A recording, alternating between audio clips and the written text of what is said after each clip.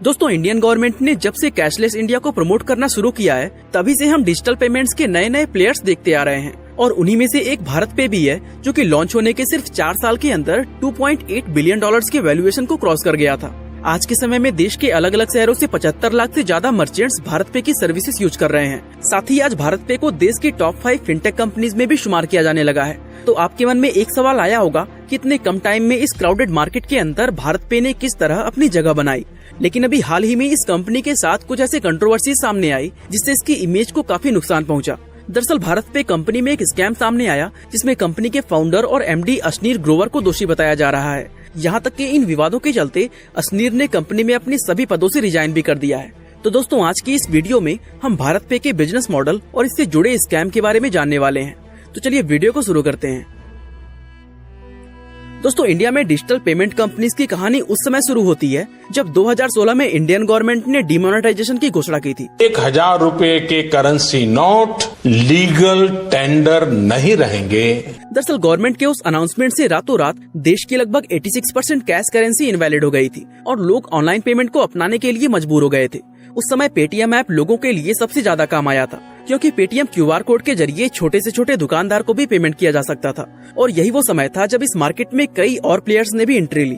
अब दोस्तों, एक तरफ जहां लोग इस नए कैशलेस सिस्टम को धीरे धीरे अपना रहे थे, वहीं आईआईटी दिल्ली के स्टूडेंट शाश्वत नकरानी ने इस सिस्टम की 2 बड़ी खामियों को खोज लिया था। इसमें पहली कमी ये थी कि उस समय क्रॉस प्लेटफॉर्म ट्रांजैक्शंस करना पॉसिबल नहीं था। फॉर एग्जाम्पल, अगर आपके स्मार्टफोन में फोन पे ऐप है और दुकानदार के पास पेटीएम क्यूआर कोड है, तो आप चाह कर भी उस दुकानदार को पेमेंट नहीं कर पाते और मजबूरी में आपको कैश पेमेंट करनी पड़ती। और इसमें दूसरी प्रॉब्लम ये थी कि पेमेंट एप्लीकेशंस कस्टमर से तो कोई ट्रांजैक्शन फीस चार्ज नहीं करते थे, लेकिन मर्चेंट से वो हर एक ट्रांजैक्शन पर मिनिमम 1.5% का कमीशन लेते थे।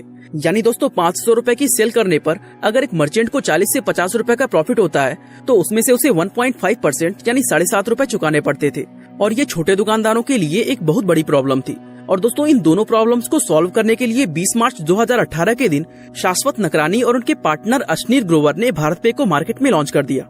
इस प्लेटफॉर्म के जरिए उन्होंने सबसे पहले चीज ये की कि वे इसमें यूपीआई स्टार फीचर लेकर आए और एक भारत एक क्यूआर के नाम से उन्होंने इसका कैंपेन रन किया। यानी दोस्तों, भारत पे के क्यूआर कोड को किसी भी दूसरे ऐप जैसे पेटीएम और गूगल पे से स्कैन करके उसमें पेमेंट सेंड की जा सकती थी। और केवल इतना ही नहीं, उन्होंने ट्रांजैक्शंस को मर्चेंट और कस्टमर दोनों के लिए फ्री कर दिया। इसके अलावा इसमें मर्चेंट्स के लिए एक बड़ा बेनिफिट ये भी था कि जहां दूसरे वॉलेट्स पेमेंट सेटल करने में मिनिमम 2 दिन का समय लगाते थे, वहीं भारत पे में ये काम सिर्फ 24 घंटे के अंदर होने लगा। इन कमाल के फीचर्स के चलते हजारों मर्चेंट्स ने भारत पे के लॉन्च होते ही उसे अपनाना शुरू कर दिया और देखते ही देखते इसका यूजर बेस लाखों के आंकड़े को क्रॉस कर गया। अब दोस्तों, सवाल आता है कि अगर भारत पे किसी भी ट्रांजैक्शंस पर कमीशन नहीं ले रहा था, तो फिर वो पैसे कैसे अर्न कर रहा था? तो इसके जवाब के लिए हमें कंपनी के रेवेन्यू मॉडल को समझना होगा। दोस्तों, यहीं पर अशनीर ग्रोवर की एक्सपर्टीज शुरू होती है, जिन्हें अमेरिकन एक्सप्रेस और ग्रोफर्स जैसी कंपनी का अच्छा खासा एक्सपीरियंस था। दरअसल अशनीर ये बात जानते थे कि रिटेल इंडस्ट्री में मार्जिन काफी कम होता है। ऐसे में मर्चेंट्स पर कमीशन चार्ज करके अपने लिए रेवेन्यू जनरेट कर पाना इम्पॉसिबल है और इसलिए उन्होंने रेवेन्यू जनरेशन का एक ऐसा तरीका खोजा जो उनसे पहले शायद किसी ने नहीं सोचा था। दोस्तों, वो तरीका था छोटे मर्चेंट्स को बिजनेस लोन प्रोवाइड करना। दोस्तों, अशनीर ये बात जानते थे कि भारत के अंदर करोड़ों छोटे रिटेलर्स मौजूद हैं, लेकिन उनके साथ प्रॉब्लम ये है कि जब उन्हें अपना काम बढ़ाने के लिए पैसों की जरूरत पड़ती है, तो कोई भी बैंक उन्हें आसानी से लोन नहीं देता है। भले ही इन छोटे मर्चेंट्स की बैलेंस शीट कितनी ही हेल्दी क्यों ना हो, लेकिन डॉक्यूमेंट्स में कोई कमी या फिर कोलैटरल के लिए कोई चीज मौजूद ना होने से उन्हें ये लोन नहीं मिल पाता। अशनीर ने देखा कि भारत में छोटे मर्चेंट्स को लोन ना मिल पाने का गैप $1 ट्रिलियन से भी ज्यादा का है और इसीलिए भारत पे ने अपनी मर्चेंट लेंडिंग सर्विस को लॉन्च कर दिया। लेकिन दोस्तों, अब सवाल आता है कि अगर देश के बड़े बड़े बैंक्स भी इन छोटे मर्चेंट्स को लोन नहीं दे पा रहे थे, तो भारत पे में ऐसा क्या खास था कि उन्होंने इस गोल्डन अपॉर्चुनिटी का फायदा इतनी आसानी से उठा लिया? और सबसे इम्पोर्टेंट चीज कि उन्होंने इस तरह के अनसिक्योर्ड लोन्स देकर अपने डिफॉल्ट रेट को मेंटेन कैसे किया? असल में दोस्तों, यहाँ पे जो चीज भारत पे के लिए सबसे ज्यादा मददगार साबित हुई, वो है उसकी आर्टिफिशियल इंटेलिजेंस एल्गोरिदम। दरअसल दोस्तों, ये एल्गोरिथम भारत पे से जुड़े हर एक मर्चेंट के कैश इनफ्लो और स्पेंडिंग पैटर्न का डेटा अपने पास रखता है। यानी मर्चेंट को भारत पे के जरिए जो पेमेंट रिसीव होती है और मर्चेंट इस ऐप के थ्रू अपनी सप्लाईज के जो बिल चुकाता है, वो सारे ट्रांजैक्शंस ये एल्गोरिथम फीड करती जाती है। अब जैसे ही कोई मर्चेंट भारत पे ऐप में लोन के लिए अप्लाई करता है, तो ये एल्गोरिथम ऑटोमेटिकली उसकी पिछली सभी ट्रांजैक्शंस के बेसिस पर उसकी income, projected savings, inventory value और इनकम कंसिस्टेंसी का एक एस्टीमेट काउंट करती है और फिर इसी एस्टीमेट से ये डिसाइड किया जाता है कि उस मर्चेंट को लोन दिया जाएगा या नहीं। फॉर एग्जाम्पल मान लो रमेश नाम का एक मर्चेंट है जिसका कैश इनफ्लो भारत पे के जरिए 3 लाख रुपए पर मंथ है। ऐसे में रमेश अगर 10 या 20,000 रुपए लोन का रिक्वेस्ट डालता है तो ये एल्गोरिथम उसके लोन रिक्वेस्ट को अप्रूव कर सकती है, क्योंकि उनका लोन अमाउंट कैश फ्लो से बहुत कम है। इसी तरह दोस्तों, अगर कोई दूसरा मर्चेंट जिसका कैश इनफ्लो 2 लाख रुपए पर मंथ है और वो 2 लाख रुपए के ही लोन का रिक्वेस्ट करता है, तो ऐसे सिचुएशन में एल्गोरिथम को ये पता चल जाएगा कि इस लोन में रिस्क काफी ज्यादा है।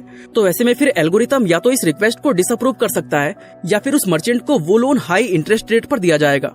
यानी किस मर्चेंट को कितना लोन कितने इंटरेस्ट पर देना चाहिए, ये सारी चीजें एल्गोरिथम डिसाइड करती है। इस तरह दोस्तों, भारत पे आज के समय में इन छोटे मर्चेंट्स को 10,000 से 7 लाख तक का इंस्टेंट लोन प्रोवाइड करता है, जिसे चुकाने का समय 12 महीने और interest rate 1.75 to 2.5% per month के बीच होता है। और दोस्तों, ये लोन पर जो इंटरेस्ट लिया जाता है वही भारत पे के रेवेन्यू जनरेट करने का मेन सोर्स है। लेकिन दोस्तों, इसके बाद अब प्रॉब्लम आता है कि लोन के पैसे को इंटरेस्ट समेत कैसे वसूला जाए, क्योंकि किसी भी लेंडिंग बिजनेस के लिए सबसे बड़ा चैलेंज इंस्टॉलमेंट कलेक्शन और डिफॉल्ट रेट को मेंटेन करना होता है। और दोस्तों, यही वजह है कि लोन रिकवरी के लिए कंपनीज को एक अच्छी खासी वर्कफोर्स सिर्फ पेमेंट कलेक्शन के काम पर लगानी पड़ती है। लेकिन यहाँ आपको जानकर हैरानी होगी कि भारत पे का रीपेमेंट रेट 96% है, जो कि इस पूरे मार्केट में बेस्ट है। दोस्तों, अब सवाल आता है कि इतने रिस्की और अनसिक्योर्ड लोन देने के बावजूद भी भारत पे ने इस बेंचमार्क को अचीव कैसे किया। दरअसल दोस्तों, इसका जवाब है ऑटोमेटिक रीपेमेंट। दरअसल भारत पे ने अपने सिस्टम को इस तरह से डिजाइन किया है कि मर्चेंट को मंथली इंस्टॉलमेंट भरने की जरूरत पड़ती ही नहीं है, क्योंकि हर रोज सेटलमेंट से पहले इंस्टॉलमेंट का अमाउंट मर्चेंट के डेली ट्रांजैक्शंस अमाउंट से ऑटोमेटिकली डिटेक्ट कर लिया जाता है। फॉर एग्जाम्पल गाइज, मान लो किसी मर्चेंट का लोन इंस्टॉलमेंट 9,000 रुपए पर मंथ है और उसका डेली कैश इनफ्लो 10,000 रुपए है। तो वैसे में भारत पे हर रोज 10,000 की जगह 9700 रुपए का सेटलमेंट करेगी और बाकी के 300 रुपए डेली इंस्टॉलमेंट के रूप में काट लिए जाएंगे। इस तरह से ना तो मर्चेंट्स के ऊपर एक साथ पूरी इंस्टॉलमेंट देने का बोझ पड़ता है और ना ही उन्हें हर महीने इंस्टॉलमेंट को याद रखना पड़ता है। और यही वजह है कि आज भारत पे का रीपेमेंट रेट इतना जबरदस्त है। दोस्तों, भारत पे अब तक 3 लाख से ज्यादा मर्चेंट्स को 3,000 करोड़ रुपए से ज्यादा का लोन दे चुका है और आज इसकी ये लोन सर्विस देश के 24 राज्य में 11,000 से ज्यादा पिन कोड्स पर अवेलेबल है।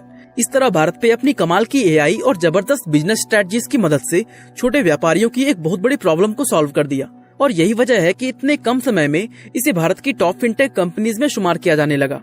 खैर, ये तो बात हुई इस कंपनी की ग्रोथ और सक्सेस के बारे में।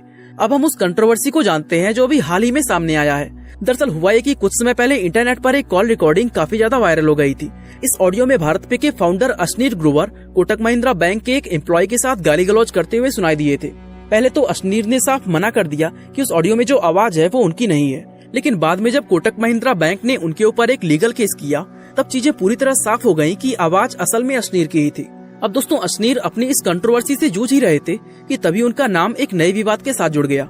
दरअसल भारत पे कंपनी की अकाउंट बुक्स में अशनीर और उनकी वाइफ से जुड़ी कुछ ऐसी चीजें सामने आई कि कंपनी को इसके लिए एक separate firm Alvarez and Marsal को हायर करके एक इंटरनल इन्वेस्टिगेशन करवानी पड़ गई और इस इन्वेस्टिगेशन का जो रिजल्ट निकलकर सामने आया उसने सभी को हैरान कर दिया।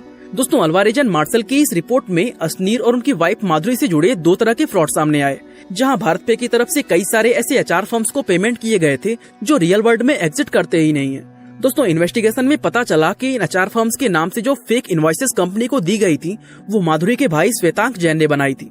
इसके अलावा दोस्तों, दूसरा फ्रॉड था फॉल्स पेमेंट का, जहां पाया गया कि भारत पे की तरफ से करीब 51 करोड़ रुपए 30 ऐसे मर्चेंट्स को पे किए गए थे जो रियल में थे ही नहीं और उनका कनेक्शन भी किसी न किसी तरह अशनीर और उनकी वाइफ के साथ ही जुड़ रहा था।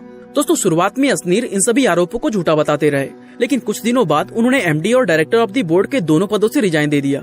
साथ ही उनकी वाइफ माधुरी को भी उनके हेड ऑफ कंट्रोल के पद से हटा दिया गया। इसके बाद कंपनी ने एक नई स्टेटमेंट इशू की जिसमें कहा गया कि अशनीर अब इस कंपनी के एम्प्लॉय, फाउंडर या डायरेक्टर नहीं है।